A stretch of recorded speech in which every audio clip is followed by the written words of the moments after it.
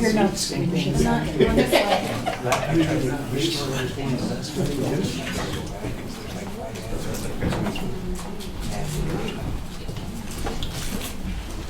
Is there something? I don't know.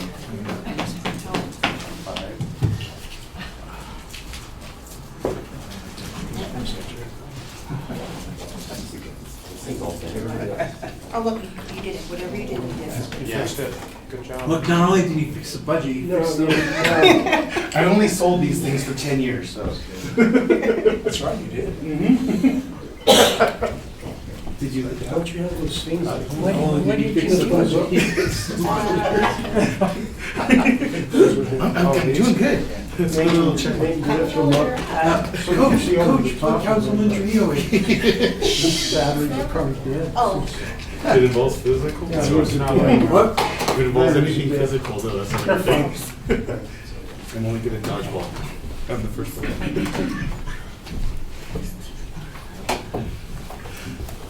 there's something on a good motorcycle riding. I went 20 years without a motorcycle. That's really, you never? Hey, how are you, sir? How are you, You know what they say, the motorcycle riders, there's been down the motorcycle riders that Downstairs. you escape the odds. Man, that's impressive. Everything she started on. Superman. A lot of Oh, water. yeah, I did get rear-ended on my bike, but I didn't drop it. I just kept on going. Really? Like moving? Yeah. I got rear-ended by another motorcycle. And I was in the process of turning, and when he hit me, I said, "This isn't going to." So I just kept on. Really? And when I was going down, I was on 17 kilometers. I was driving down 17 No, he put it into. and I missed the second. That's what Yeah. That's impressive. Are we ready?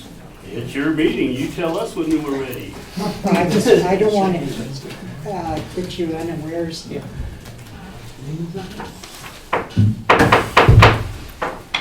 Good afternoon. Today is November 25th. It's 3 o'clock, and this is a work session for the City Council for the City of Trinidad. The following item is on file for consideration of City Council. Item number 1 is Purgatory River Vision Project presentation. I'm going to turn it over to Mr. Jared Chatterley, who is the Director of Outdoor Recreation for the City of Trinidad, Colorado, and he's going to take it from here. Thank you, ma'am, Mayor, members of council. As the agenda says, we're here to report on developments on the Purgatory River Visioning Plan and also just general river development progress. So I'd like to introduce or reintroduce Dean Pearson with Architect Group. He's been here before, but he has a fabulous presentation, and I'll turn the time over to him to introduce his team and to move forward with the presentation. All right, Dean, thank you, Jared. Appreciate it. Excuse me, Dean, I forgot. Before Mr. Pearson starts, would you please, if you have any questions, note them, and then we will ask the questions at the end of the presentation. Please. Thank you, Mayor. Okay, thank you. And thank you, Mayor and members of council, for allowing us to be here and give you an update on the project today. With me, I have Charlie O'Leary, who's sitting right here. He's with Trust for Public Land. Chris Wolf is joining us virtually. He's with Quantified Ventures. He's going to talk about some funding strategies for us. And then we're saving the best for last. We have Jeff Shoemaker that's right here. Yeah. That will close us off. So again, thank you for your time this afternoon. What I'm going to do is just talk a little bit about the preliminary design phase that we're in right now, what we've done to date, what we're working on right now, and then what we're going to do to wrap up that phase. So we received our preliminary design signed contract last December, so just about a year ago. And we've completed a detailed topographic survey for the entire project area, which took several months actually, natural resource assessment, subsurface utility engineering, geotechnical report. Some of this is probably boring to you, but I just want to let you know what we've done. Floodplain analysis, we've started that process. Electrical engineering, doing an inventory of your existing service, some architectural design for the various structures that we have, and then an updated site plan.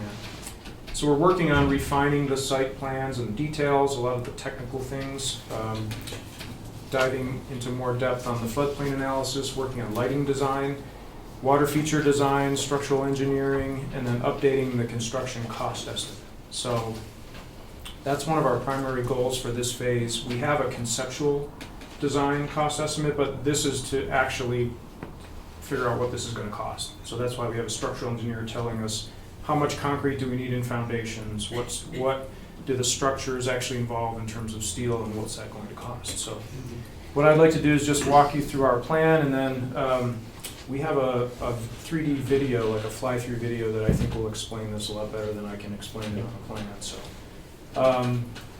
just to review our project area, we are essentially going from Nevada Ave on the upstream end down to Linden on the downstream end. We are putting, the trail right now comes up to grade and crosses Animas Street at grade. We're going to take the trail underneath Animas Street and under Cedar Street to make that safer for trail users. We heard that a lot during the public process. And then when we go under Cedar, we're actually going to cut that wall and have a ramp up next to or behind the Waterworks building and connect into the existing trail. And the trail will stay essentially as it is now down to Linden. And then we'll utilize the Linden Avenue Bridge sidewalk and create a loop trail on the north side that will tie into the walk system that was just built with the hotel, and then we'll connect back to Cedar Street. So that's about a 1.5 mile loop, pedestrian loop. So that was something we heard very clearly in the public process, as well as that people really wanted a loop trail. So I'll go into the details of the different areas in a moment. I'll just show you this video first. I think this will be really helpful for you to visualize what we're talking about. So here we are at Animas Street, shows the underpass, and then we're going into Chimino Park, which is about doubled in size. So this shows the river trail to the left. This is just a trail within the park. ADA access there. And then we've got a river access point where there's lots of stone slabs, stone seating, steps down to the river. You can see the stage and amphitheater sort of building there, shade structure. This is really cool. You get to go through the underpass. Duck. Wow. And then this shows how we're cutting the wall for an outdoor space by the Waterworks building, and then cutting the wall and building a ramp up. And that'll be an ADA ramp, so the trail will go up and connect into the existing trail. Doing a little entry plaza at the street, cutting that railing and some of that wall out so that you really give that building a street presence and a place for people to access the building. This is the pedestrian promenade, which is wide enough for food trucks, for small tents, so you could have farmers markets or arts and craft fairs, things like that. Two big multi-use lawns, again, capacity to have up to 6,000 to 10,000 people there for various events. Two playgrounds. This is another shade structure near the playgrounds.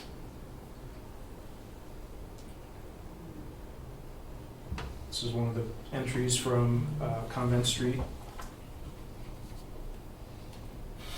New parking lot. So I'll go back to the presentation now and just walk you through some of that. I'm going to try and go through this fairly briefly and then just let you ask lots of questions. So this is the site plan for Chimino Park. And again, you saw the underpasses that we talked about. You saw the river access area. Two big lawn areas. So those are intended to be places where people can hang out and play frisbee, kick a soccer ball, etc. This is the pedestrian promenade I was talking about. We're taking out Modica Drive and replacing it with a parking lot for about 94 cars. And That involves acquiring a couple pieces of property, which the city is talking with those entities at this time. We've got a separate playground for 5 to 12-year-olds, another playground separate for 2 to 5-year-olds, and the theme is sort of adventure play. As Trinidad reimagines itself as this outdoor recreation hub in southern Colorado, those will tie right in with that. A new splash pad that replaces the old one, and the intent here is to utilize potable water as it does now, but instead of just dumping that water to the river and instead of recirculating it, which costs a lot of money to do, the goal is to put that into a cistern and use it for irrigation water. So the Waterworks building, as I mentioned, having a small plaza in front of that and some steps down, ADA accessible route on this side, and then an outdoor space to the west of the building where people will actually be able to see the river, where we cut the wall down and put a railing in there. So these are some of the images that you saw from that from the 3D model.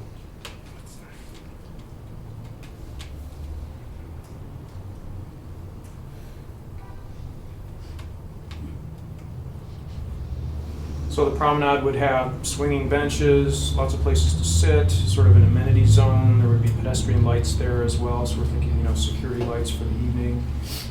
Places for public art in both of the plazas where people would be entering the park. Stone slabs to sit on. The stage/shade structure basically could be used like a picnic pavilion when there's no events going on. And then that stage is raised, and it's got steps in the front with accessible ramps as well. And then from Commercial Street downstream to Linden, we were showing steps down from Commercial Street in our concept plan, but in talking with our civil engineers, that was going to be difficult to do and not impact the floodway. So we're looking now at utilizing that alley and improving that, and maybe doing some cool painting of the pavement, resurfacing that and trying to draw people into the Riverwalk. We're looking at doing an overlook right here, basically looking down at the beach area, which I think you all know is really popular for people, kids to play in the water. So formalizing that a little bit as well. Having some loop trails, there's some social trails now, but actually formalizing those, and having some access points where people who are inner tubing or want to get down to the river can do so. And then at Los Niños Park, we're not doing much to the park other than we're going to have a small street entrance here and a sidewalk. There aren't really sidewalks to get to a lot of those uses, so we're just doing some minimal improvements there. We're showing some pickleball courts here, which the city has been talking about doing. And then really just creating an entrance, an appealing entrance. So if you're on the trail, you can see that there's a park there. Right now it's just a chain link fence and kind of an abandoned playground and basketball court. And then another river sort of access point here, tubing takeout. And then I mentioned the loop trail. So here is the existing trail with sort of where it interfaces with the park, and this is what it might look like. This sort of nice plaza, a brick plaza, a shade structure that's looking to the west with some really nice views. This is the structure that would be overlooking the beach area. So they're all a very similar architectural vernacular, just very simple, some materials that you would already find around the city of Trinidad. And then this is just showing you some of the technical drawings. They're not very fun to look at, but we've been doing detailed grading plans, layout plans, so we have all these plans for basically the whole area. So we're making really good progress. Our next steps really are to wrap up preliminary design, and we're shooting to do that the first quarter of next year. So our key takeaways are, that this project, in particular the Chimino Park area, can really be a game changer for the city. I mean, you could have outdoor festivals, you could have concerts, movie nights, just a really great way to kind of activate your river corridor. And with the city being this outdoor recreation hub, I think this project would really be the center of that. And then the other takeaway is, this is not a pie-in-the-sky idea. As you'll hear from some of my colleagues, there are ways to get this funded and get this built. So we've got some creative strategies, some creative thoughts for you that we'd like you to hear. And and be able to talk about. So I'm going to turn it over to Charlie now with Trust for Public Land, and he'll talk a little bit more about the bigger picture. This river corridor is about much more than just our project, but there's some potential to restore other areas of the river and acquire some land. Thanks, Dean. Yeah, I wanted to just go over a few slides. My name is Charlie O'Leary, Council Mayor. Thanks for having us here today. I work with Trust for Public Land on the land conservation, land protection side. You're probably aware of our work helping to acquire Fisher's Peak as the newest state park. And I continue to do that kind of work within communities, helping to bring private land into public ownership on a wide scale of size, from Fisher's Peak all the way down to maybe a couple acres inside town along a river, for example. And so you also are aware of our conservation finance work. We just helped pass the lodger's tax extension with my colleague Jason Swan, who came in and helped you all have a extend your dedicated source of funds. And that all kind of snowballs into being able to do more and more work within the community, from helping to finance Jared's shop and take care of land, to utilize some of that funding for all different types of federal and local matches to acquire additional land or additional resources to help with your public open spaces. So this is a fun picture from, so we're a national organization. This is a park group in Brooklyn, New York. And we also have a very good program where we help communities actually rebuild schoolyards, build brand new parks. We have a goal across the country of having no kid be further away than a 10-minute walk to a park. So it's a lofty goal, but we're very much interested in activating public spaces, looking at areas to help with economic development. So next slide. So access is a big part of the work that we do, bringing people into rivers, into beach frontage, trail access, access for hunting and fishing. Not all of us can own a lot of private land, and so we're very much in favor of, where appropriate, bringing in the public for access. So yeah, just access to the outdoors really is a fundamental covenant of what we follow at the Trust for Public Land. So next slide. Why do we do this? Over the years, so we're about a 50-year-old organization. We started on the West Coast helping public agencies acquire private land for parks and open space. But over the years, we've found that the community benefits are so great. Folks are healthier, more resilient when we can get outdoors and interact with nature and have nature-based activities. And we're really about equity and trying to, again, bring these opportunities to all different levels of socioeconomic benefits. Okay.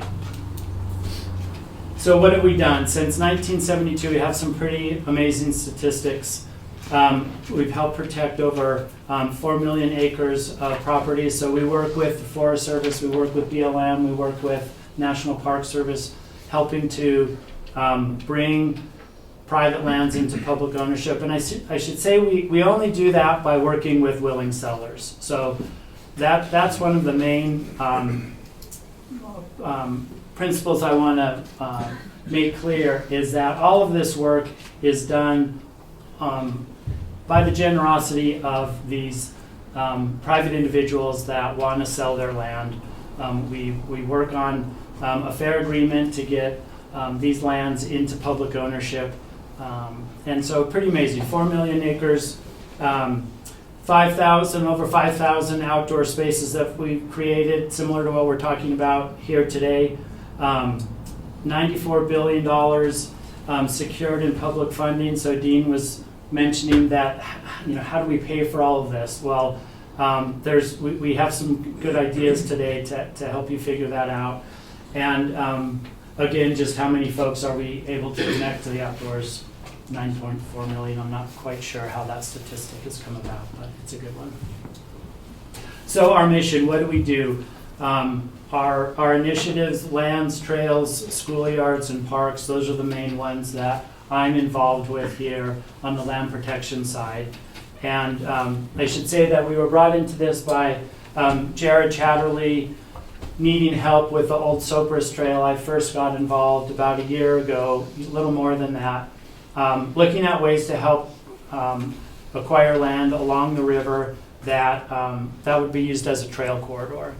So I think after Fisher's Peak and that success, we're looking at ways to how to help connect those different state parks, talking with Jared and looking at plans that you all already had in place. How do we help you guys reach those community goals? And I should also say that we really come to this work with the community's goals in mind first. I mean, we definitely are supportive of open space and land acquisition in an appropriate way, and parks and trails, but we're not coming to the table with our main goals of how we think you all should develop your community. We're trying to work together.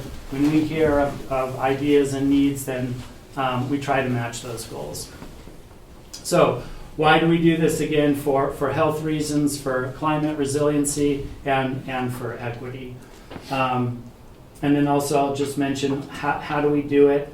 One of the ways is to help with financing. Again, the public measure that just passed in November is a great example of how we can help bring resources. So with that as a background, how do we fit into all of this? This next slide.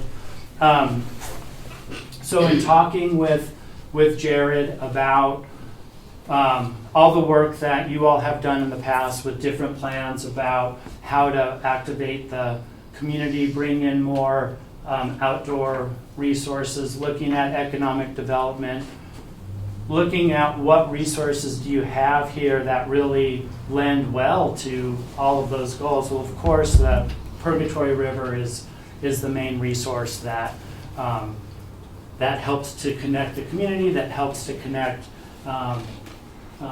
the state parks.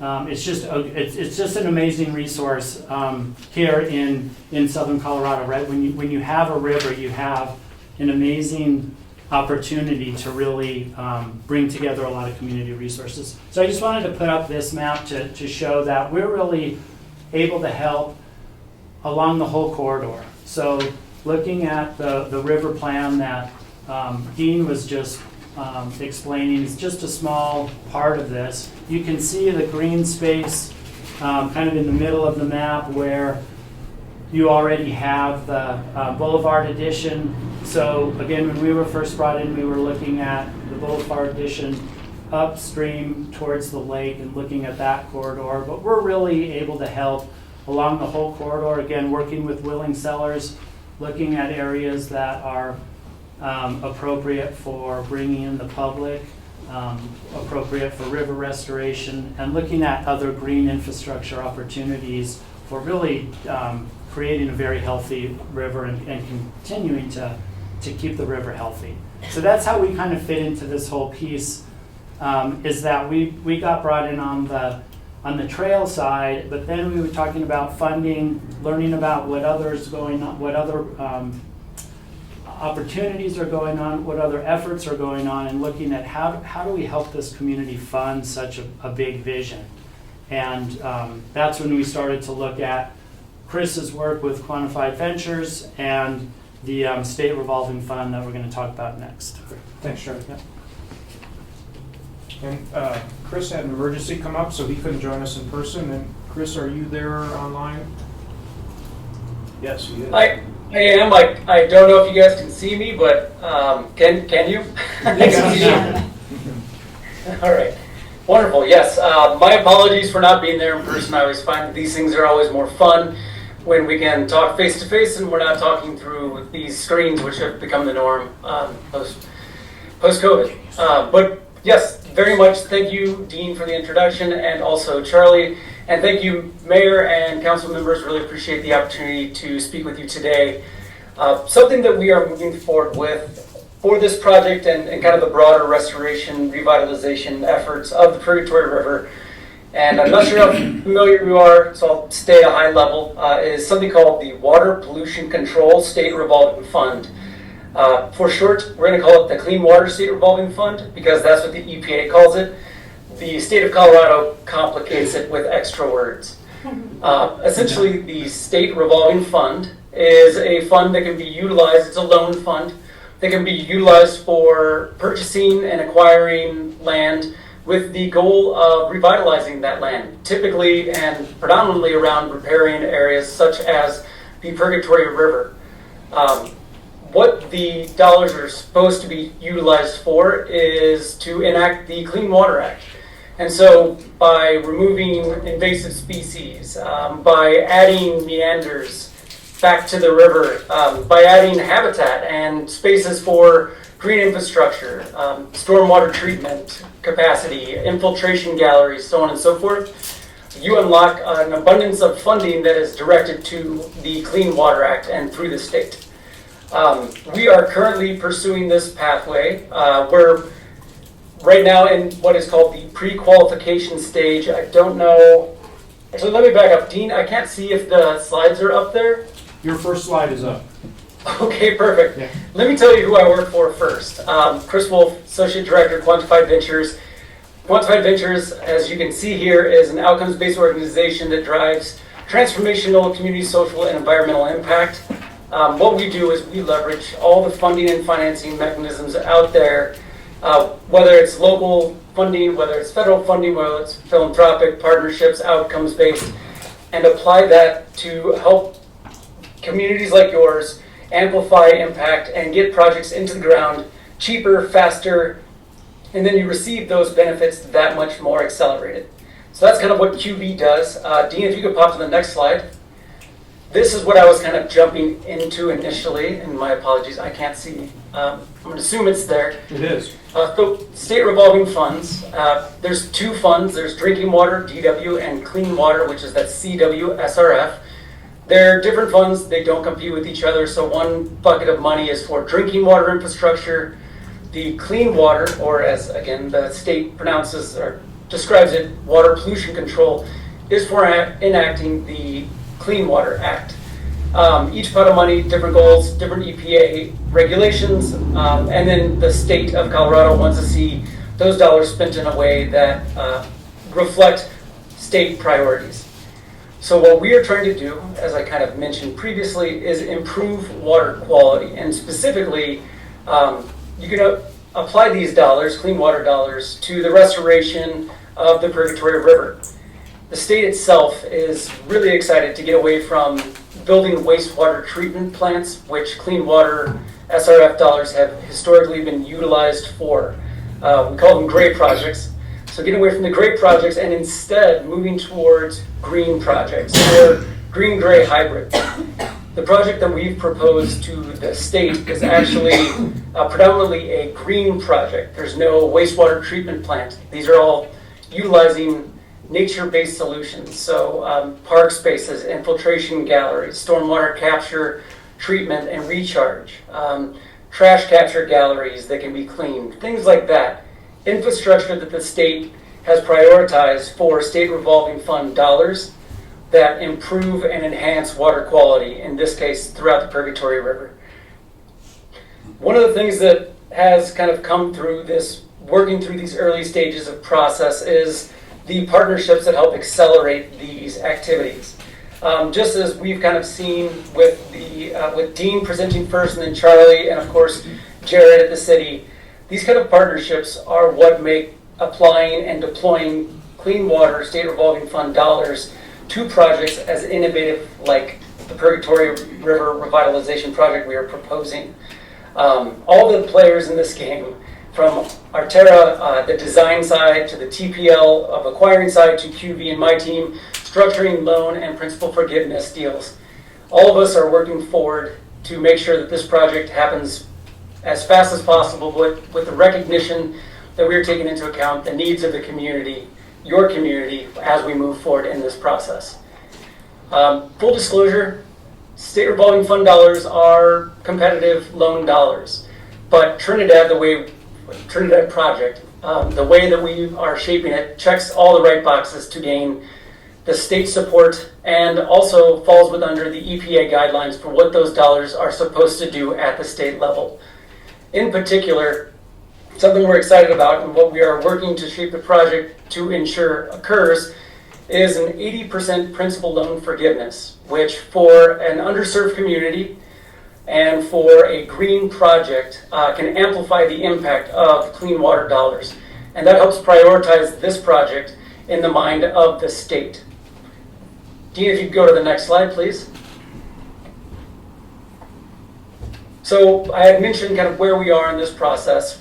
We are moving forward with the Clean Water SRF dollars, and we are at the pre-qualification stage. So these are very early. There's no obligation to accept a loan. We are just moving through the process, essentially turning the gears forward. And so what we are focusing on right now is completing the eligibility survey. We've completed that. That made this project applicable for chasing SRF dollars. We are submitting the pre-qualification form, and then we're going to be going through a number of other steps that the state has in a regulatory framework. So in this case, pre-qualification meeting with the state, preliminary environmental assessments, water quality planning targets if that's a part of the project, and then we'll be moving into the project needs assessment stage. I don't need to walk through each one of these, but you can see that there is definitely a structure that we have to adhere to when it comes to pursuing SRF loan dollars. And this is a structure that we have been working with the project team to ensure that all players, all partners are moving effectively forward. With, again, no obligation of any current loan dollars coming to the city. That's another conversation for another day. Dean, if you could go to the next slide. So we are nearly there to submit the pre-qualification document, and then that will trigger a 45-day response window from the state. The state will then review the project the way we have framed it, and we will work with the state team and assigned manager to gather additional docs, determine special project elements cost. We're going to work internally to identify prioritized parcel purchase locations for restoration activities that align with the goals of this project and the goals of the city. And then we will have numerous meetings with the state to ensure that we are following their playbook and that the project is amplifying its impact to ensure we can maximize principal forgiveness.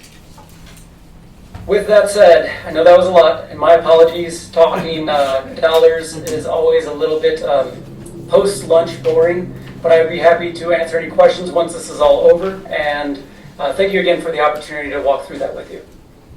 Thank you, Chris. And last and certainly not very least, we have Jeff Shoemaker with MSH and Associates, and he has no slides because he needs no slides. That's slidey enough.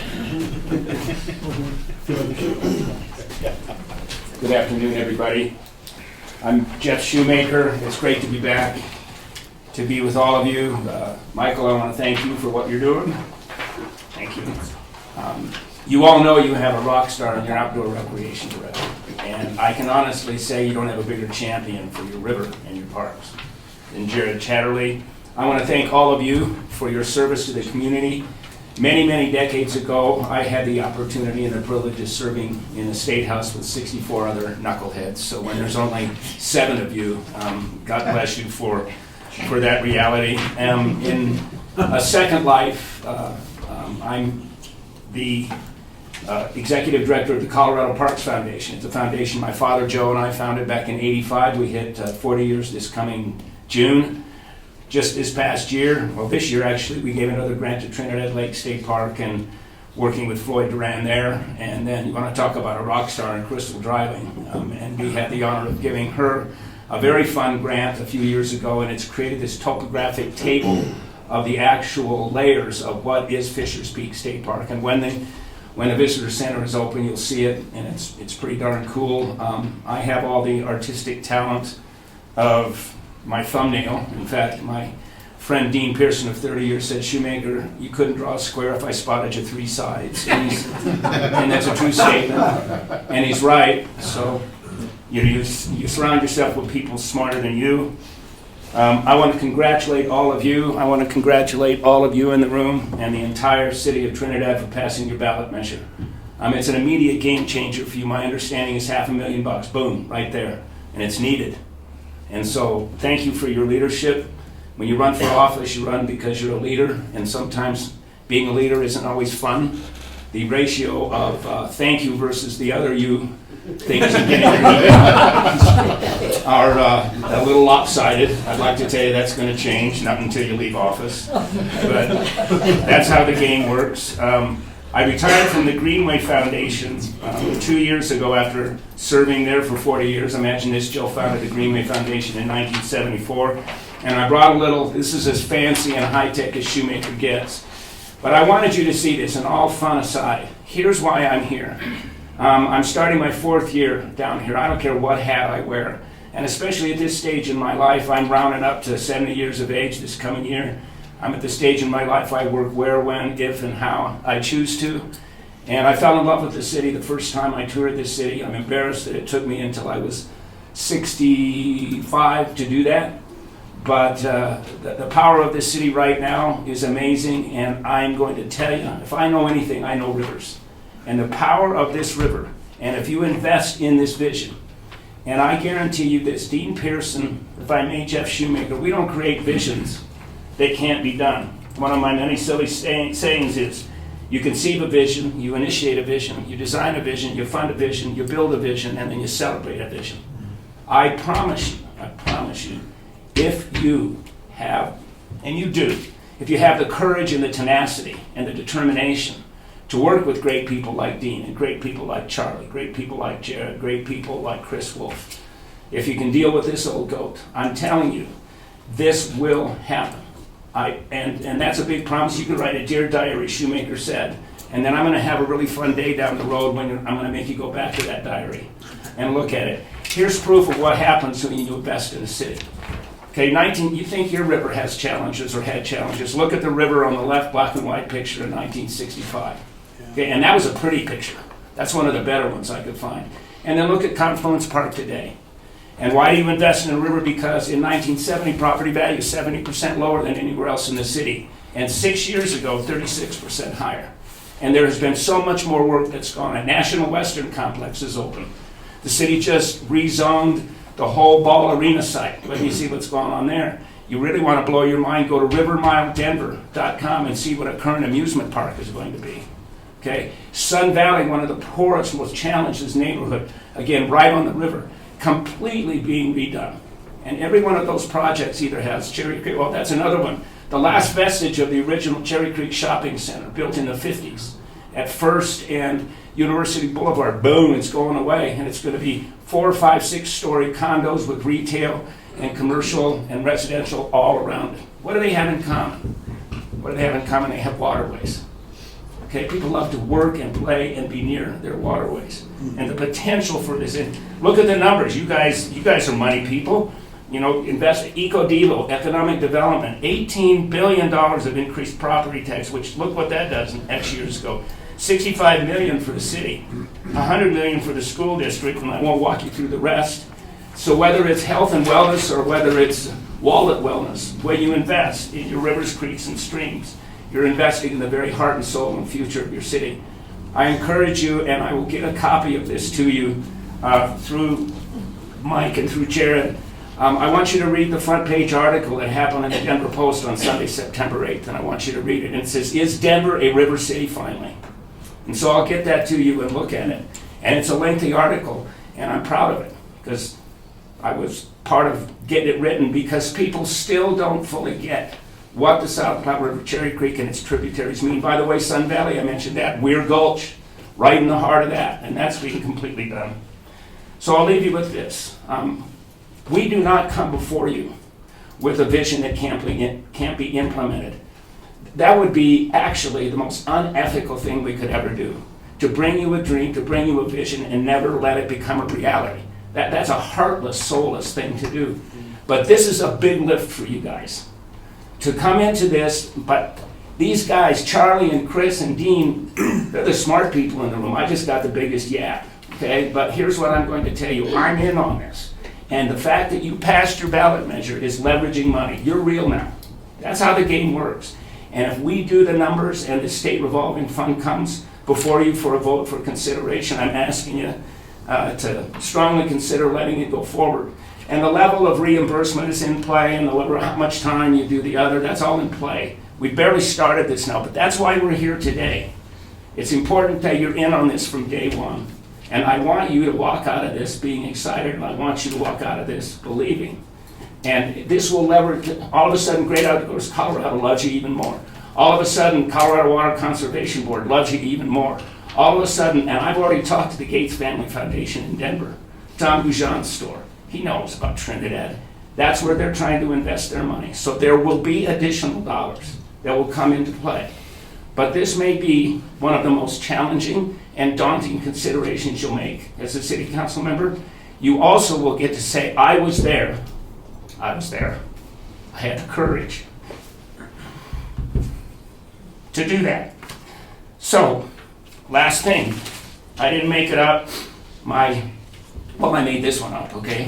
The other one, I'll tell you, I didn't. I'm a musician by education. I'm an ex-legislator. I served on this board. I did this. I ran Greenway. I run CPF. I do some consulting. I don't think the new council members know what this stands for. I'm going to do the PC version, which is make stuff happen, which is how stuff works, which makes Shoemaker happy.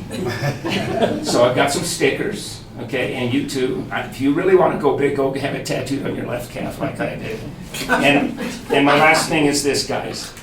If you build it, they will come. Yeah. Think of what you can do with that park in terms of bringing in money. All of a sudden, this recently passed ballot measure, $500,000 will be a joke in terms of how much money it will bring in.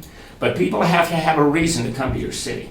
And that reason is a festival park. I always have to forget I retired.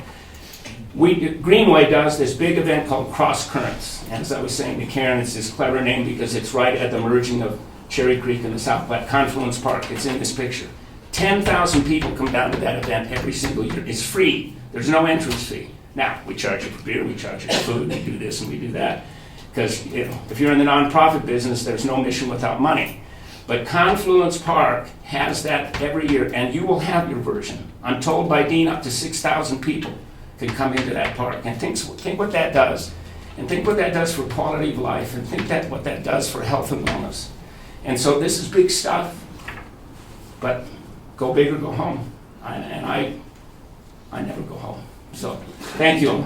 We're open for questions. Anything you want. Aaron, let's start with you, and then if you have somebody specific that you want to ask, just address them. Well, since Jeff was just here, I just want to say thank you again, Jeff. I forget how you came into our lives, but every time... It's Jared's fault. Good. Thank you, Jared. But every time you come, it encourages me. I'm sure it encourages all of us. And every step that we've taken in this process has been done so well that it encourages me and it gives me courage that we should keep going. And I think it will make a huge difference. I was in Pueblo yesterday, and we were walking around down near the river, and it's not exactly the same idea, but it has changed Pueblo. Pueblo is a going concern. And I want Trinidad to be a going concern for as long way into the future. And I won't be here. I'll be long gone when this is all great, but I'm just so thankful for the vision that you impart to us. I don't have a lot of questions. The only specific thing is that I noticed a lot of grass in the Chimino Park thing. Are we putting in grass and irrigation to keep all of that alive? Is that the idea? We are, yes. Just those two big lawn panels that you saw, those would be irrigated bluegrass. All the rest would be native water conserving turf. So. Okay. No, I think that's lovely and beautiful. I don't remember that you've shared with us a cost yet. Is that something that we're going to talk about at all today? Not today. Our conceptual cost estimate was around 15 million, but we're going to dial that down, and when we do, we'll come back and tell you. Okay, that's all I had. Thank you. Eli. Thanks, gentlemen, for this very good presentation. I had a message or a question for Chris.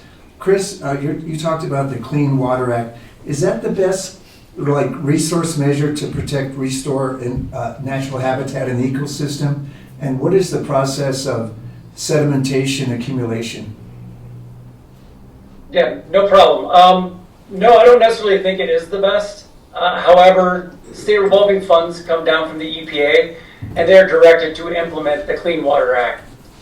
Luckily, in Colorado, we have a pretty forward-thinking group of politicians, as weird as that sounds, when it comes to the environment, in the sense that they want to utilize these dollars to do something unique and different. So if we can connect the state revolving fund dollars to our project through the Clean Water Nexus, which we are in conversations with the state, then for better or for worse, the Clean Water Act is the conduit to access these funds.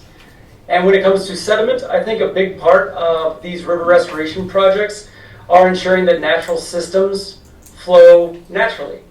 And so I think the design and especially subsequent phases would really focus on ensuring that the river itself behaved naturally.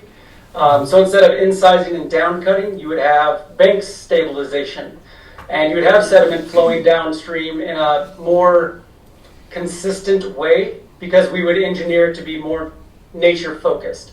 And again, that is really what the project is going to be aiming for, because that is one of the impairments on the river itself, is sediment loading. Thank you, Chris. Of course. Frank. Do you want me to come back? No, I was just kind of wondering how it was going to, Chris, on a separation of the clean water and all that on the river, is there, are we talking funding just particularly for the river, or does that funding go into the project itself as far as the buildings, the park, and everything else? Or is that separate, divided? You understand what I'm saying? Yes, I understand. So the dollars associated with SRF utilization needs to be focused on green project elements. So the park spaces that this project is showing do have infiltration galleries, stormwater capture, and thus would be funded in part to building the park space. Now, if there's a park bench that needs to be put there, that doesn't necessarily align with the funding resource that is the Clean Water SRF, and there would have to be GOCO funds, potentially leveraged and elevated to support that. The nice thing about Clean Water state revolving funds is that those dollars can be utilized as a match for chasing other grants. So by getting state revolving fund dollars, you can actually unlock a variety of additional funding sources, whether that is federal, state, local, or philanthropic nonprofit. Not the easiest answer, but I would say yes and no. I understand what you're saying. We will own some of that property there. There are 2 wells over there in that area. Would those be utilized instead of using our drinking water? I'm not exactly sure how that would exactly fit into the revitalization of the river, but I don't see why we would exclude them off the start of the planning. Where we are, I think everything's on the table. They used to irrigate the football field at one time. Oh, okay. And there are 2 wells there. So that would be a good savings, because we wouldn't have to use our own water. That's new all we have information. to It's do good. is reactivate them. Yeah, that's great. Okay, that's all I got. You're a wealth of information. Mr. Trujillo? Thank you guys for a beautiful presentation. This vision is amazing, and I can't wait to see it come to fruition. deep inside, I know it's going to happen. We need this in our area, and funding streams that are available now, we need to jump on it. And like I say, I can't wait to see this completed, even started. Hopefully I'm here to see all this done. I really didn't have any questions on it. I'm just looking forward to seeing all this completed and see where we move to the next step and how soon we can get there. Thank you. I think it was in Tolkien, he said the longest journey is started with a single step. And I like that, because this is a long journey, but it's a journey worth taking. And Jeff, when all of you guys come down, I really appreciate the passion and the vision that you bring with it. As everyone up here said, it's something that Trinidad desperately needs. I think, it's going to be nothing less than a game changer for our community and our region. When you start to think of like the interconnectivity that was alluded to with all the other trails to the lake, the park, reaching out, it's going to be fantastic. And we've had a lot of discussions here about how many times a year should we close our streets and impact our local business. Well, if we get this, that goes away. It's huge. I can't wait to see it. I am excited about this. I had a question, and it is literally just that, a question. I don't know if it's possible or something that would be good to do. It may not even be eco-friendly to do. But I've seen a product where you can install large expanses of grass, and they were talking about making parking lots with it, but it's like a geotechnical product. It's a grid, and then the earth is recessed. But if we were to at least put in some of that in the park, it would be possible to have large festivals even under wet conditions, whatever, without damaging or destroying the grass. I think that would be something worth doing. I forget what the product's called. I'm sure you guys either are or could be quickly familiarized with it. But I think it'd be super cool to do that. And then, imagine the RAD starting from there. Any music festival, phenomenal. But thank you guys for your enthusiasm, dedication, and integrity. Thank you. Thanks. I have a few questions. I just have an observation. I never thought I'd live long enough to see somebody, a grown man, cry over me, but it happened today. So I appreciate that. Not the first time. No, well, you know what? It's very refreshing to see what I call people that aren't native to this community, to come in and have the passion that you all have for Trinidad. It makes me more confident that all of us together are going to get this project done, and I really do appreciate that passion. There's very few people that have passion for our community like you do, and these people that have no thank yous but the other yous. We have to have a passion to do what we do as well. So thank you, all of you gentlemen, for coming down. I have a question. So we're in the process of purchasing land adjacent to where the old animal shelter was at, in that area. If we're in the process of doing that now, would that qualify, Chris, for our portion of matching funds? Would that, if we're going to redevelop that land, even if it's done before the project is actually approved, would that go as a credit toward that portion of that loan? I don't believe so. You don't need matching funds for the loan itself. Essentially, what the state's going to do is, upon approval of the loan, provide a well below average interest rate. Anywhere, and this is changing, don't hold me to it because these things change every year. Oh, for sure. But anywhere from 0.5% to 2.5%.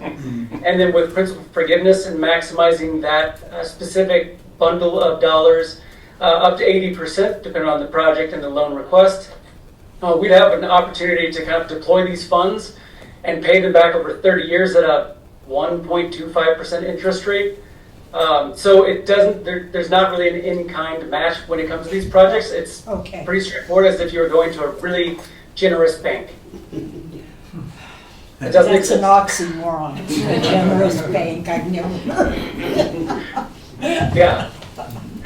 Okay, so when I've talked to you before, and even the meeting before we had this meeting, we're talking about timeline, and that now I'm not clear, are we pre-qualified for the state revolving fund loan, or are we not? We are. So Jared and I, what feels like 2 years ago maybe, when we first kind of, when Charlie brought us all together, one of the first things that we did, I was funded philanthropically to help communities like yours get these SRF programs moving. And no skin in the game, just get in on something called the eligibility list, allowed access to the state revolving funds. The eligibility list is something the state of Colorado opens up for 1 month every year, and we just wanted to make sure that there was an accessible pathway for the city to move forward if it decided to do so. We are currently on what they call the pre-qualification stage, where you fill out a form, provide some general overview of what the project is planned to be, and then once we hit the go button on the pre-qualification form, then it hits that 45-day window. We keep working through kind of that. You saw three of the slides of the steps, and we keep working through that process until we get to the loan stage. All these things don't come with strings attached until you sign on the dotted line that you would like to accept this loan. Right now, we're just moving forward. Okay. Does that answer the question? Yes, sir, it does. Okay. I great. was unclear as to where we are in the process. So if one of you gentlemen, I don't know who it would be, would advise council as what we were talking about, the deadlines for actually submitting the loan, and kind of get a consensus from council that we're all on board to continue on the path that we're on, to get this dream come to fruition. So explain that, would you please? And we discussed this earlier today, Yeah. Mayor and members. There's two cycles. You have to be in the door on January 5th, or you have to be in the door on June 5th. And we are looking at June 5th, 2025.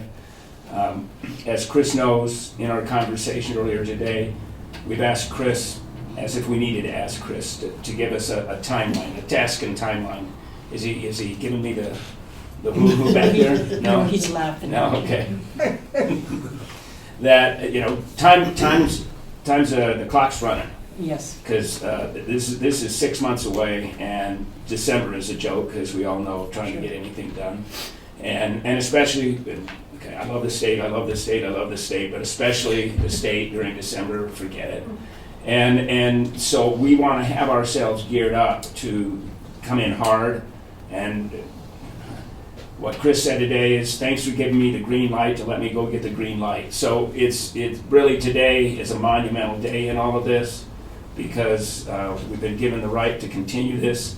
It's critical. Nothing happens until you guys vote on this. And Chris, am I right? Even if the loan is offered and approved, Trinidad can still say never mind. As long as, I would imagine, we don't sign on the dotted line. Correct. And there may be a get out of jail free card, but I think by that time we would have vetted all the potential barriers, issues, and roadblocks, and we wouldn't need to pull that card. We won't move forward without approval and a thorough due diligence of this entire process. Yeah. So you guys are in control. Is the bottom line. You've committed to nothing yet, but we're going to be in some form or fashion, back and back and back, because we got to keep the pedal to the metal on this. Because I do not, all by myself, like I do not want to wait until January of next year. That's just time. There's a vision here. It's time to start building. Yes, sir. Does that help? Yes, sir, it does, and I just want to make clear to council that we can't vote, obviously, at work sessions. There's nothing for us to vote on. But I think from the manner and attitude and love for the project that you all have mentioned, that I don't think there's anybody today sitting on this dais that doesn't want to move forward with this project. Is my assumption correct?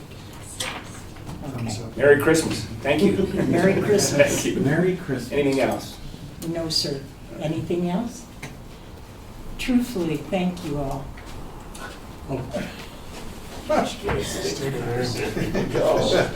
Thank you so much. I hope you all have a good holiday season. Thanks. Chris, good luck to you and your family. Thank you so much for taking time out of your schedule to come be with us, albeit virtually, but it's great to see you. Thank you so much. Yeah, thank you very much. Thanks, everybody. Thank you. Happy Thanksgiving. Can I just mention one last thing? So we put out a magazine a couple times a year, and the latest actually has a little article about you guys and Fisher's Peak and the Lopez's as business owners. And so it's just a nice sort of economic development piece that I wanted to share. There's a bunch over here if you want to take one on your way out. So There's a beautiful picture of Fisher's thanks for Peak having in us there. today. Thank you. Thank you. Thank you all so very Thanks, much. Chris. Thank you, Chris. Thank you. Okay. That's kind of nice to have something so positive to think about. Every Okay, work session like that. pardon? Every work session like that. Wouldn't it be wonderful? Item number 2, boards and commission interviews, Trinidad Housing Authority and Historic Preservation Commission. Do you have- Mayor, you're looking in my direction. Yes. It is my understanding that it is being suggested that this matter be postponed. And without elaborating on that, that is my recommendation to council. I would like to have an executive session with all of you on a number of issues that have arisen. I'm sorry that I didn't mention this before the last presentation. I know we have a lot of people here that are here for this, but I am recommending to council that you postpone this item so that we can have an executive session. Okay. Mr. Downs, can we continue with the historic preservation, Yes, ma'am. gentlemen? Yes, ma'am. And I should say that my comments were directed towards the Specific for the Trinidad Housing Housing Authority Authority. Board. Okay. Yes, Thank you. ma'am. Okay, we have, Just a point of order or question. Mayor, would it be possible if we designate Les to answer or ask the questions of Sure. each candidate? And then we may ask a follow-up if needed? we're not going to do any on the Housing Authority. Understood. We're just gonna have, I'm sorry, I just mean in future. in the future? Yes, sir. Okay, did you hear that, Mr. I Downs? did, yes, ma'am. Is it okay with you, Mr. Downs? That's fine with me, Madam Mayor. I'm trying to find the gentleman's name that applied for the historic preservation. Derek Thomas. Pardon? Derek Thomas. Thomas. I see the, we, come forward, please.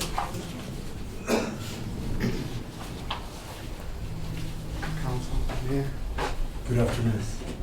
Please state your name. Derek Thomas. And you are currently on the Historic Preservation Board with 2 other people.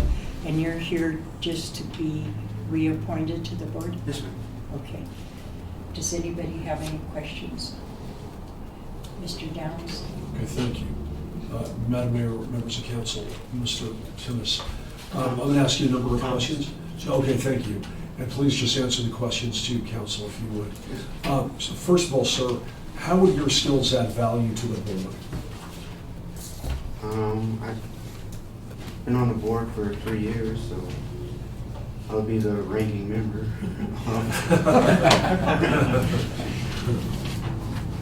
Of the board. Okay. Anything else other than you'd be the ranking member? Just my love for history and my love for Trinidad in these historic buildings, architecture. Thank you. What experiences will you bring to the board? I think you've already kind of answered that, but History, and your previous experience previous on this experience, board. knowledge. Okay, thank you. If you were not selected to the board you were applying to, would you be willing to serve on another board? Yes, sir. Okay. Do you know the difference between an advisory board versus a governing board? A governing board would be like the council, and an advisory board would be like, I think, is it, no, historic? Lodging Tax Advisory Board? I don't mean to give you the answers. Right. Okay, that's good. I know that's what you were thinking. No.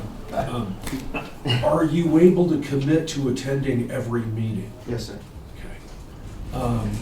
What interests you most about joining, I should say, or remaining on this board?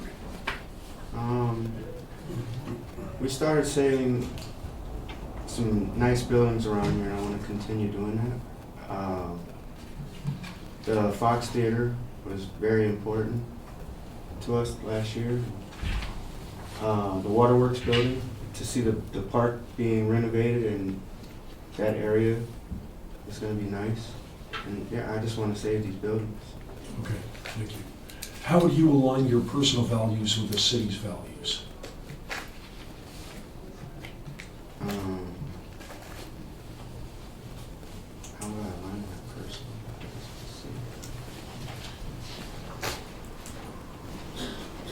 Really not sure. Would you consider yourself a team player? Yes, sir. Okay, can you give an example of that, please, sir? An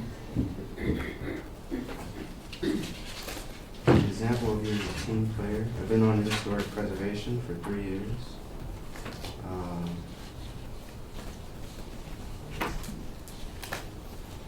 I'm a Eagle Scout.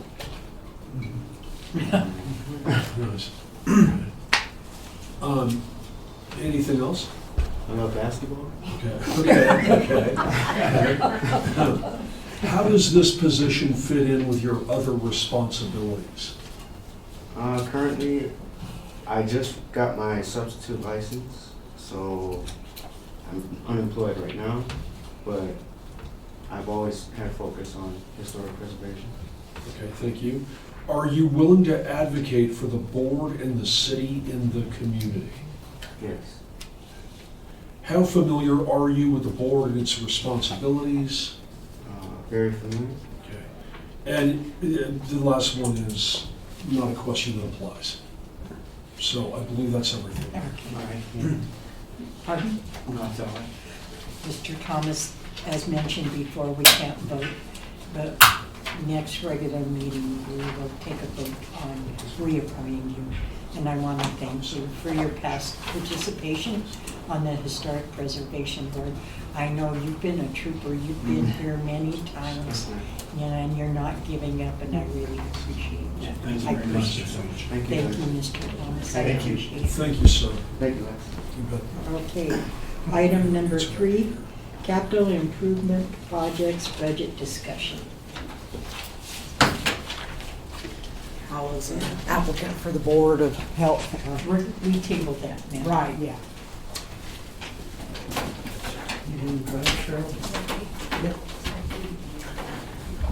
So, Mayor, members of council, we discussed this at our last meeting, regular meeting, that as we went through the budget, there are a little bit of more funds in the CIP, and through the strategic plan, we're letting council kind of prioritize those. What you have in your packet is what council prioritized previously. And then Cheryl pulls up the budget, we'll be able to take a look at some of those other items. I will say that there is some redundancy in, for instance, the citywide paving is $1 million, and that was prioritized, but it's also in our 4 and 5 year plan, so there's possibly another $1 million that we can kind of look toward prioritizing. ADA access is also in the 5-year plan, and we've identified several projects as priorities already that have to do with ADA, so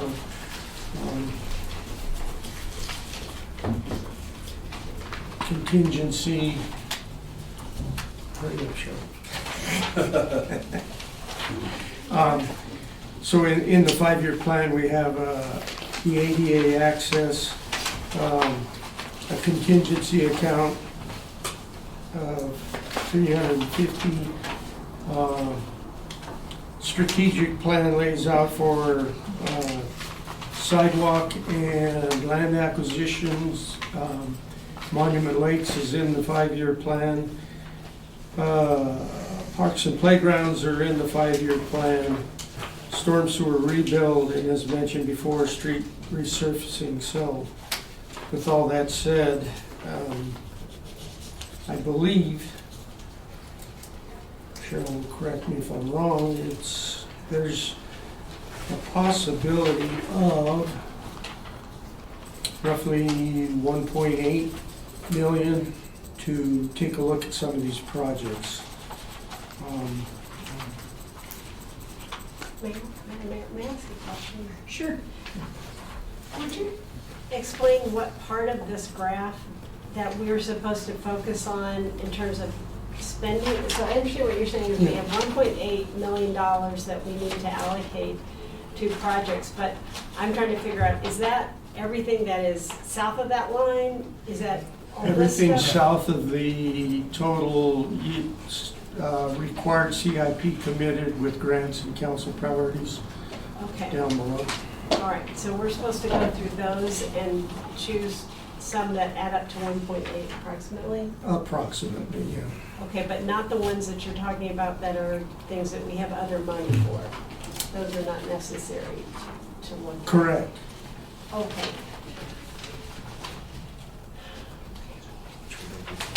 Okay, I'm confused. Which was that? Everything above the P, you don't have color. Everything above the amount that says subtotal council priorities has already been prioritized. Everything below the required CIP and committed with grant is what you have to select from. They're on the drawing, so I think they do have Oh. colors. So you're saying we have 5.5? No, 1.8, 1.8. Do you see 1.8? where it says Right budget here. available. No. The center of page 2. Yeah, in the team. Right here. Okay. Keep going, keep going. That's right at the beginning. There you go. I don't know what to do. I don't know. They lost it. Let me show you Okay. one. It's right here. Okay, so we have 1.8. Okay. So the 3.75, sorry, Frank, I didn't mean. No, you're fine. 3.7 million are for all the projects above that. Correct. Correct. That council prioritized already. So Okay. below that is available 1.829975. And then the total required CIP and committed with council priorities. So that 5.47 is all council's priorities and everything that was committed toward grants Okay. and such. So the available is 1.8. Okay.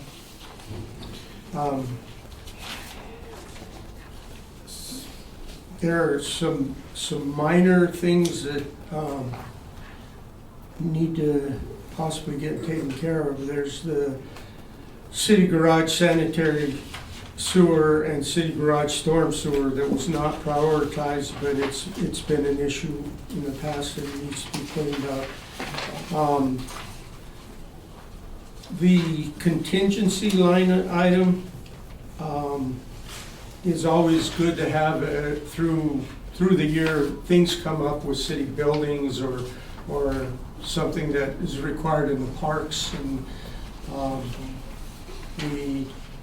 we need that just as a, I don't want to say a cushion, but it helps to fix those projects. The cost share sidewalk incentive program is another one that I think it's been helpful, and we've got some sidewalks done. Oh, and it's also in the strategic plan. So, along with land acquisition, we had 14,700 identified in there because there was a specific piece of land that was going to cost that much. But it's also in the strategic plan that we should form a land bank to have some funds in case property comes available, that we would have that. I would suggest a little higher amount for that than 14,700. That's not much land.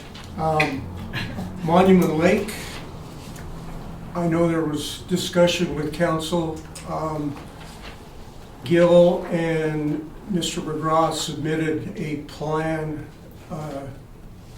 for this year to Cheryl that was $250,000, but there are some things in there. Oh, thank you, Cheryl. So Gil is saying we need a roof repair on the restaurant, the laundry facility, cabin 1, and the woodshed. He also has plumbing fixture replacements for toilets and sinks throughout the restaurant and upper bar. That's something that I think has been there since they refurbished that place. So those are things that Gil has requested. Gil's request adds up to $146,000. The lessee, Mr. Buckhorn, wants to resurface, patch and paint the upper bar and walkways and the restaurant and the courtyard area. So I'm not sure when the last time those were done, and he's something that we've been hounded on a lot previous to his tenure up there has been the road and the way it deteriorates. And so he's asking for aggregate and base course for the Upper West Road and partials. His request for those are $103,000 for a total of $250,000. So they're both asking if that could remain. I want to say that his lease is every 5 years, so he's up for kind of automatic renewal this year. So it might be good to discuss with him, but I think the $250,000 is well spent for the upkeep on our facility. Again, I'm making these statements, but it's council's decision on priorities. Isn't he responsible for the roads? When they're on the lease part, wasn't he supposed to maintain it and take care of that? Maintain the roads, but he maintains them, but gravel and road base was always us hauling to him. I will re-look into that, but he blades them and everything, but when there's gravel needed, that's when we have to bring it up. When I take $200,000 worth of gravel? No. I mean, $70,000 worth of gravel is, and because it's so far out there, the haul time and everything. Yeah. Gravel doesn't go very far. No, it's gonna put Right. some other gravel. So Mike, are those walkways and pathways creating a liability for the city up there? Those what? Some of the repairs that need to be done, like especially with the travel. So he's The walk- trying to suggest. The walkways, we'd have to look, I think they took care of most of the ADA and accessibility issues, but it's just the bricks that are in there, if you can envision the, the brick inlays and all the pathways, they just need some care. Kind of like LEA. Right, yes. Which is kind of a liability, or Right. could be. Right. I mean, Parks, Oh, excuse me, Yes, sir. sir. Sorry, before we get too far. I'm really behind. So, I know you had said that the ones that said 5-year, you Right. want us to not, we don't know, we no, don't consider those are, so they're in there Okay. down here, but we accounted for them up above in the council priorities, like the million for roads and stuff, and we have it down here, so we could identify that. And that triggered a thought along those lines. We do have to identify some because if you recall, when Cheryl was able to take a look, Cheryl and Audra came up with the idea, I believe, to move snow and gravel out of, not snow, gravel, snow and Asphalt and gravel. asphalt and gravel out of the public works line item and use CIP monies to help bring that budget. And the resolution, I mean, the last vote of the people for this tax approved maintenance. So we're not stretching it all, that's part of maintenance, so that moves it over here. Okay. So that's what I was trying to figure out, like, what, because it's a shopping list pretty much of the way I'm kind of looking at it. So, yeah, I just, because when you had said that, I didn't know if you wanted us to leave those off the list and prioritize everything else, or prioritize everything that is below that we think, and how many, just up to that dollar amount. So the ADA access, that's $500,000 a year, that's overlapping with requirement or with items that have already been approved. So, for example, at the very top of the list, the ADA requirements for DOJ, we're still spending $170,000, and then right beneath that, ADA curb cuts, another $300,000, and then ADA Nevada and Cedar, $709,000. So I think that ADA and the CIP plan has already been allocated. So So we that take- one, check mark, it's done. It's done, We that's don't what, need that's it. what I was getting at, yeah. The only ones of the 4-year CIP plan that aren't overlapping would be Monument Lake and citywide storm sewer. Or, is that what it's called? Citywide storm drainage. Those two are the only ones that haven't overlapped. So those are fair game? Yes. Okay. Correct. Fair game. Okay. Parks and playgrounds is identified here in the 5-year plan, and I don't believe there's any, well, there is pickleball, and that is kind of along those lines, but there's always something that comes up, fencing, areas in parks, the golf course comes into play sometimes where it would be good to carry that one over as well.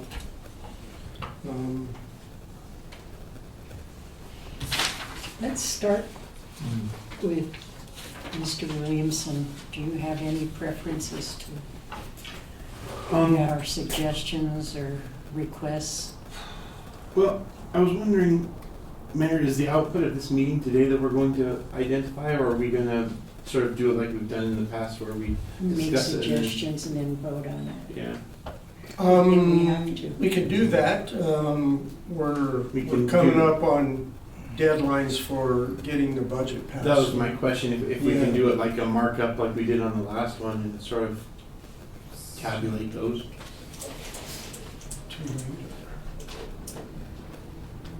We would have time. We would probably need that at the next meeting. It wouldn't be a work session. Because with that, I'll take it to the final reading of the budget ordinance. Michael and Cheryl, thank you for your input so far. So we didn't mention it, but the river visioning implementation, I mean, that's a daunting number there, 20 million. And it sounds as though we should have some money heading towards that.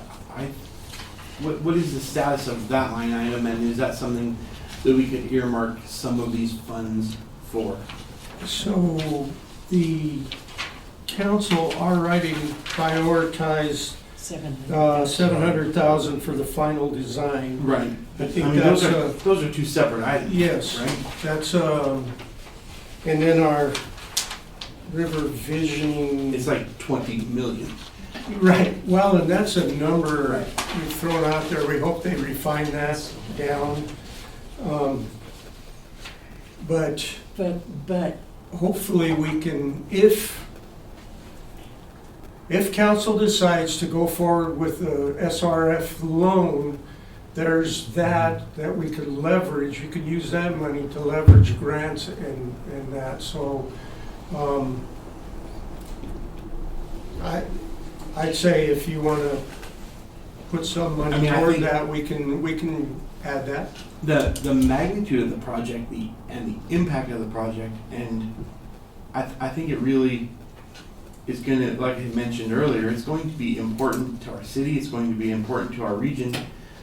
I would really, implore us to put some money towards that so that we can carry that into the books. I mean, this is not intended to be a thumb in anybody's eye at all.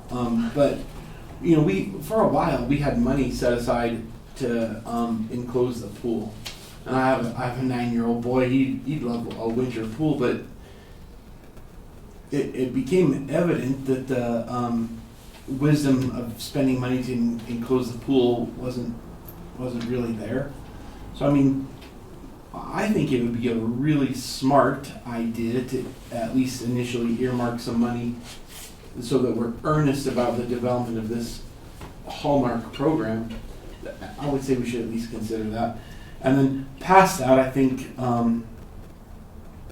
Monument Lake would be a good use of CIP funds. And then we haven't discussed it, but what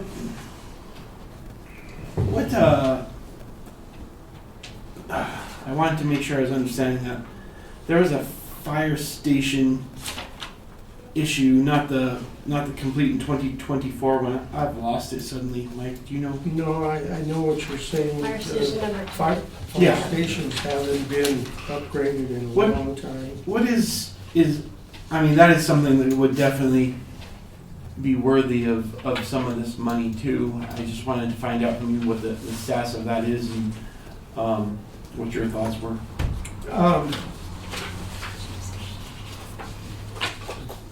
Yeah, the chief is here if he wants to come up. But this is actually the interior of it hasn't been even painted since 2000. Windows need to be replaced. It just needs a good overhaul and some partitions for bedrooms and stuff. And I'll let Chief kind of give you a Mayor, council members. Over the last 3 years, we've been remodeling Station 1 on Santa Fe Trail, and so that one is complete. We've done painting, we've replaced bay floors, electrical, put 3 bedrooms in, replaced all the flooring. My request was for Station 2 on Nevada because it hasn't been touched since 2001. We need updated carpet. I'd like to put some bedrooms in there.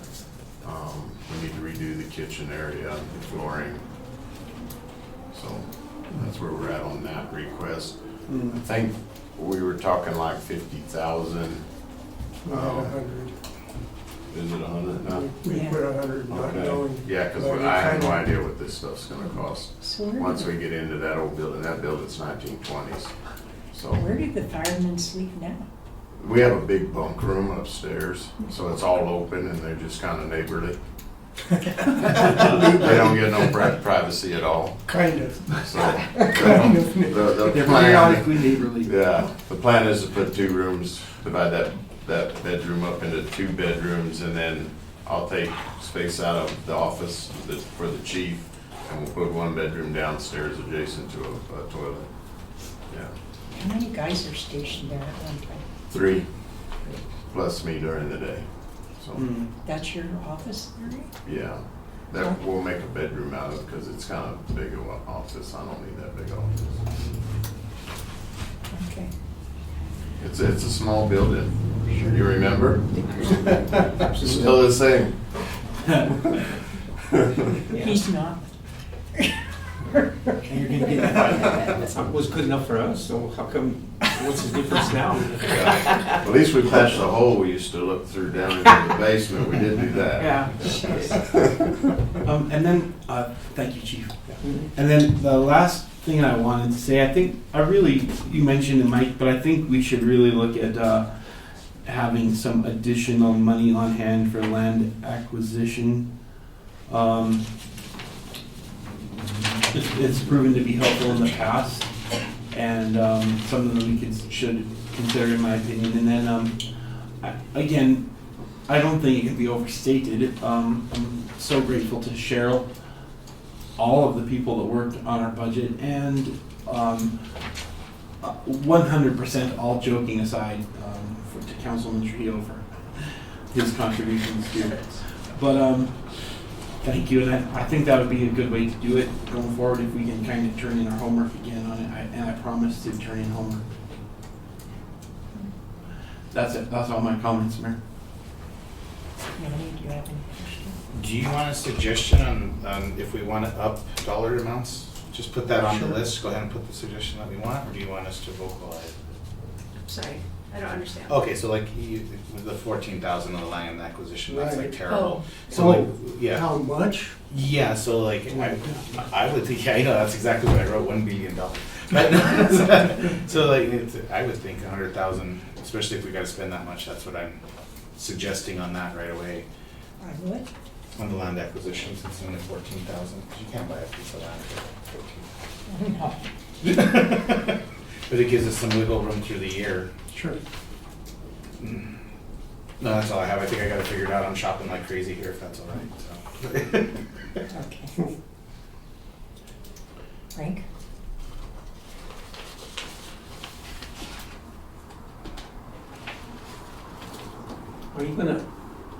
Are we putting the amounts of money, or are you guys gonna figure out some way to divide that up equally, like for land or whatever projects that we have?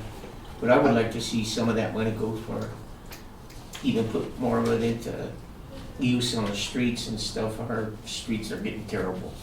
We really need to put some extra money there to get these potholes and stuff fixed. I mean, they're worse now than they've ever been, and it's because the weather's been so bad and everything. We need to do that because they're gonna get worse and worse, and pretty soon we're gonna not have enough money to fix any of them. And then there's a couple little projects there that I think the community center tiles and there need to be, they're cheap, they're small amounts that we can do. And the roof, is that roof fixed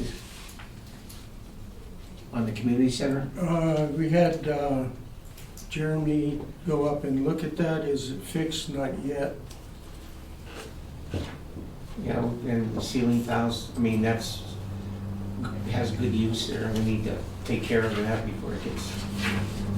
We could take a look at some of those smaller line Yeah, items and kind I of think those are get things we them. should do, get those out of the way.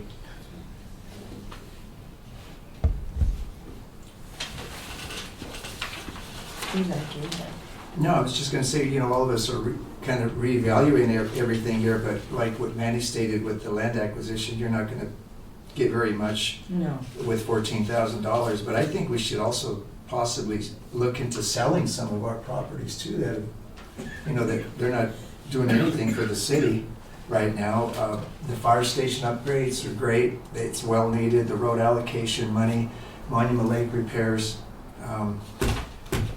and like I said, I think we should sell a lot of something that we have, that we own, that's tangible right now, instead of just waiting for something to happen, to just free up some money. But, I mean, everybody's priority list is pretty much the same. But like what Frank said about the road repairs too, you know, State Street, some of those other. But that's in the strategic plan though, correct? What's that? Road repair. It's in the 5-year plan, and we've already identified $1 million. $1 million for road repairs. Above But you're saying you here. want more. It's probably gonna take But we more. need more roads done. We gotta quit talking about them. We don't get them done. I mean, that Well- bridge coming across Animas, if you're going a little speedy, man, you could lose. I mean, that's serious. Those places are really getting bad. And all we do is talk about them. I mean, we need to get some action done on them, no matter what. You bet, I understand that. With the ADA and all the ramps that are being done and the extra curb and everything, I think we'll be able to now mill down all the layers over the years that we put in there and get a good surface. We'll just have to identify where we've done ADA, and we won't violate any ADA by redoing the roads, and I think that's the plan to kind of move forward. Right, that's it. I heard as we were talking that you all, some important things that you perceive are the contingency fund and the citywide storm drainage, is that right? Are those two urgent I things? was talking about down at City Garage City where garage, yeah. we've got an old septic field that is kind of, we have to pump that thing out constant, so we need to do that. And the storm sewer at City Garage. But not the contingency?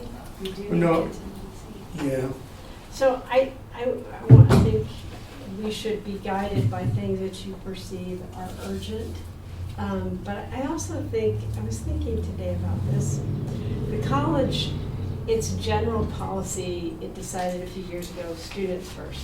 Students first. Because that's the whole point of the college. Right. And I was thinking that maybe Trinidad should take that approach, that it's residents first. And as much as possible that we should look for the things that most benefit our residents. And that can be things that are nice, but it also can be roads. You know, it's not sexy stuff, but it's stuff that makes life better in Trinidad for the people who live here. And so that's what I'm trying to look at.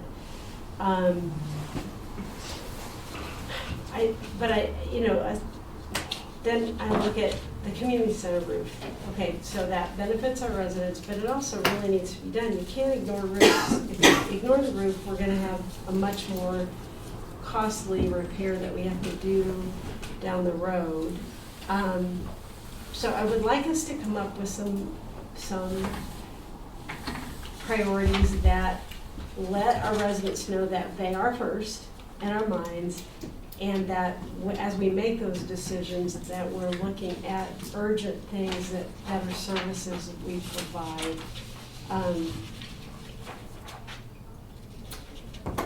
You know, we have the skate parks in there. I'm really unclear about what's going on with the skate park. It's $100,000.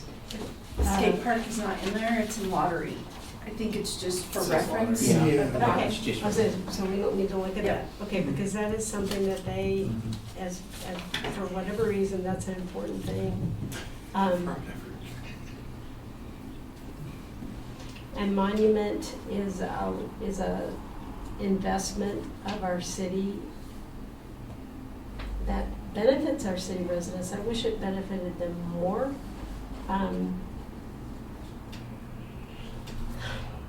Really struggling. I really want you all to determine what you perceive there is most urgent and most likely to benefit our residents. Okay. That's it. So when we look at that 14 $100,000+ figure for land acquisition. So we have restricted funds for some projects that we thought we were gonna go through, like if we were gonna have to buy property for exit 14. Is that, that's restricted and it's there already, so we don't have to, no? It's not restricted, it's directed, committed, see, Permitted. So that's not included in any of these figures? No. Okay, so we don't have to worry about that. Well, we've spent some of it down. We Oh. bought the Osla property, and I believe Yeah. some of it will be used for the, The stadium and the Noah's Ark and Okay. that, so, but there is exit 14 realignment money, 800 and, Cheryl has it all here. 809,000, pretty much everything else has been kind of picked through. So that's gone, okay. I believe the only amount remaining is the 809,000 for exit 14, and there's 626,000 available for land acquisition. However, that's maybe tied up with what, the stadium and whatever Okay. else you said. Right. Mhm. Okay, all right. So So that isn't in, it's separate fund Okay, in so we don't reserves that's committed. and with the money for the river visioning project, the 700,000, is that gonna be the final bill for Architera? Or will they be more bills in the future? I'm hoping that would be the final bill. I don't think I'll be here in this position, You're but hoping. whoever is negotiating that next phase really needs to look at what was completed in preliminary for the amount that we got. And moving forward, how much does that, do you really need? I think it's all kind of conceptual now. He even Yes. said the estimate for the project is not quite there. Sure. So Yeah.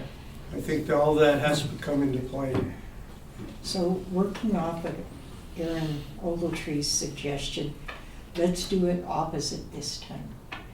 I would like staff to tell us what you feel are priority. You know that more than we do.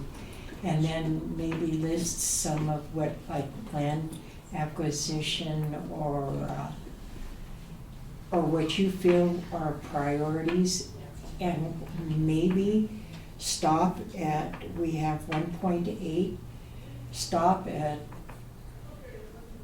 1.3 and use $500,000 for land acquisition. Is that, because I'm thinking, Staff- or the river, like Aaron Williamson mentioned, put that in the kitty for the Riverwalk project. I mean, if I may, Mayor. Yes. I like the idea you have, if it is 1.8. Yes. Yeah. If maybe we could go to 1.2 and then split the 0.6 between the river and land. I mean, and this is what I think. I appreciated what you said, Councilwoman Ogletree, about citizens first. And I think that should be our perspective up here. And if we have like a conversation about it, I think it would come to light that it is our position, citizens first. But I think it's good to say out loud and Yes. make it a point. That's our mantra. Yeah, it should be. Yeah. But I really do think that the river visioning project, the work itself, is really high on putting citizens first, because if it's done properly and with the group that we have involved, it's almost 100% going to be done properly.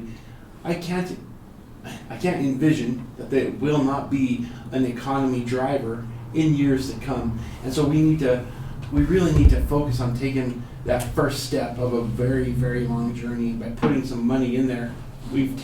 Conceptually, we've taken that first step. And I mean, I think it'd be something worth celebrating. And if worse comes to worse, if that's the right expression, it's money that we can always move if we had to. But I think I like the idea of having city staff prioritize based on the needs of the citizens, 1.2, 1.3, or 1.2, that'd be my suggestion. And then after we split the remainder. Yeah, because adding up all the little ones, like Frank said, get all the little ones off the list, it comes to around 1.2, getting all the lower dollar amounts out of there. Oh, there, he did all the work. Yeah. Trying to that wasn't intended to be humor. But I think with the river visioning project, I think the way he explained it to us, it's more of a loan. So we're going to have all that money. That money's going to speak for itself, and it's going to keep going. So I don't even know if I know with we need to put some contribution in there, but like he said, we can always move it later if we don't need it or if we have an excess. Right. There can be budget adjustments, right? Does that sound? Sure, we can do that. I just wanted to kind of follow a strategic plan where council is involved in the priority list. So, and I'll take into consideration what everybody said and see how it falls. I will, the staff will, and we'll present something. Okay. So you don't want our homework then? They're going to do theirs first and then. Yeah, I think I heard.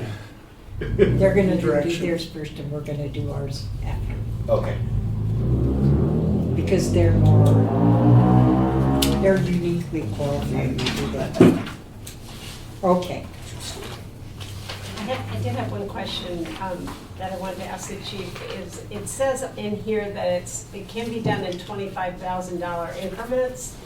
I think when we were talking about the budget, just trying to spread it out, because like Mike said, we need windows, so I don't know what that's going to cost, so we'll have to get that. And we have to do the windows before we start anything, right? Right. So windows have to be in before we can do trim, before we can do paint, floor coverings, stuff like that. So Are those windows not energy efficient? well, not because they don't even close. Oh, that's a problem. They're great for seeing out of. Well, yeah, we can look at them, but during the cold, it lets a little breeze in.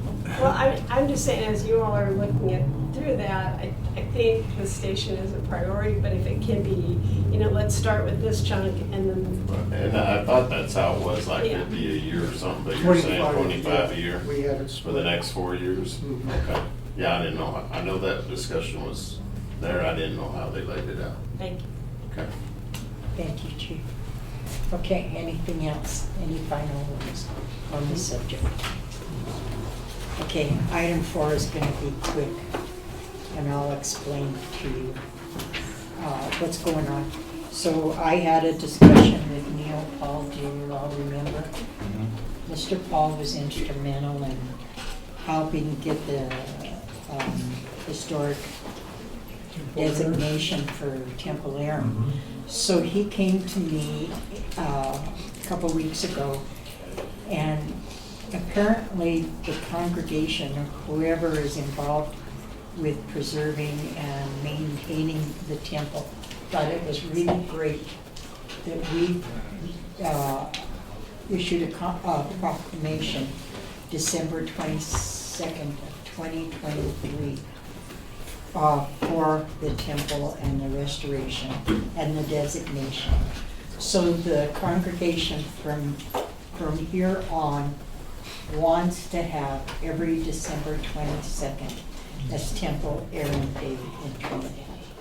So I asked Mr. Downs how we could legally do that, how we should do it, and he thought that by resolution. So if nobody has any objections, then we'll get the resolution together and vote on it at one of our regular meetings so that they can celebrate It's something very special to him. So I think, December 22nd, be Temple Aaron Day from this day forward.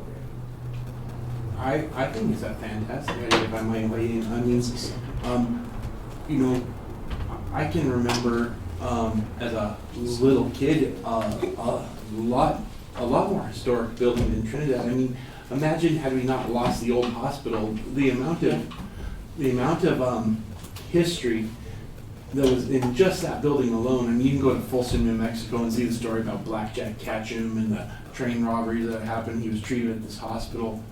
And then the hotel where Sonic is, and you guys know all the missing buildings in the downtown. And the storm chasers that you talked to, that's what they said. This is Americana.